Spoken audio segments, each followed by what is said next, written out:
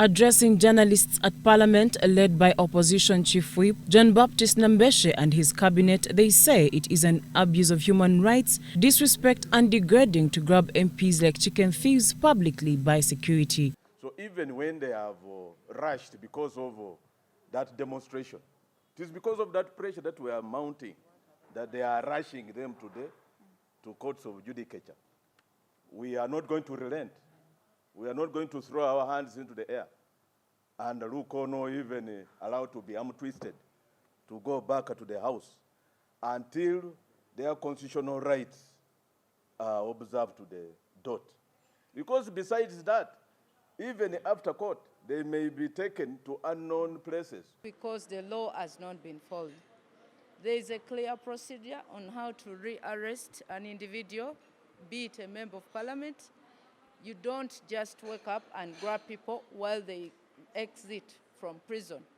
We are not willing to go back to plenary. We are not willing to go back to parliament because under abnormal situations, you can't do normal things. It is normal to go to parliament, but in this case, you cannot go into a match when the people you are playing with are having foreign equipments that are not supposed to be used on pitch. By government of Uganda. So if this government at all is democratic, we want to look into issues of good governance and issues of rule of law, because these are constitutional matters. Any violations, we will come out to fight for our human rights. It is not all about the political parties. No, these are human rights which have got to be respected because they are constitutional matters. Furthermore, they have also threatened to oppose the NRM move of enacting a law that abolishes court bails. What it's trying to do is to take the powers of court. It is within the jurisdiction of court, either to give bail or not to.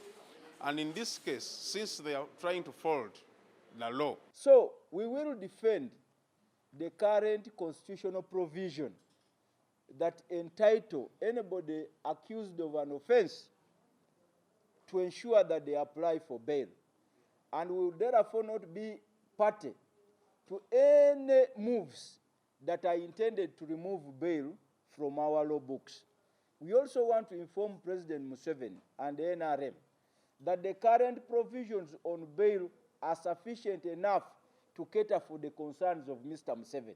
However, in today's plenary, the Speaker of Parliament said he managed to hold a meeting with the Leader of Opposition Mathias Mpuuga, State Minister for Internal Affairs General David Muhoozi, and Government Chief Whip over the boycott matter and the status of the arrested members of Parliament. He further said that they had agreed with the Leader of Opposition to suspend the boycott and opposition attends Parliament today, but unfortunately Mpuuga at a later stage called him saying he had to first engage his members and some had even travelled to Masaka, where Sewanyana and Segirinya are in court. We would all be here, but just before I came, I received a phone call from the leader of the opposition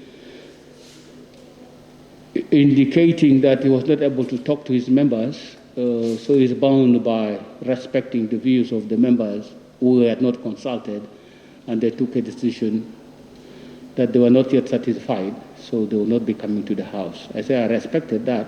But I also told him, please be in a place where you can monitor, so that if the beginning, and now we discuss this thing and how it has been handled so far, is satisfactory to you, then you can join the House later. Issue against a member of parliament, they should come and serve that member of parliament through the office of the clerk or the office of the speaker. You don't just abduct. We are coming out strategically to fight this. On the issue of Parliament not receiving the summoning letter for the victimized members of Parliament, Olanya said that the summon was delivered to his deputy, Anita Mong, though it came late. At the time of the proceedings, I was not yet briefed about what transpired before, but later when I left chambers, I was informed by the deputy speaker that actually she had received the summonses from the police, indicating that the Honorable Segirinya Muhammad, MP, Member of Parliament for Kawempe North, and the Honorable Sewanyana Alan, Member of Parliament for Makinde West, were required.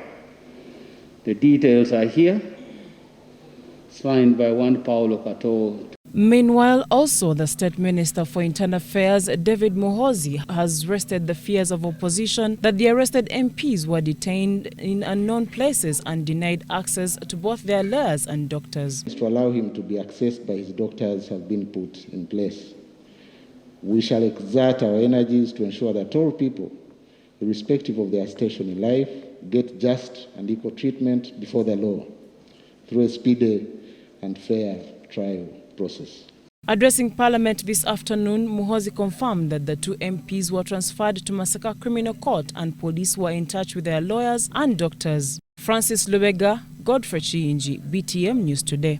As opposition, we want to confirm that we stand by the current provisions in the Constitution.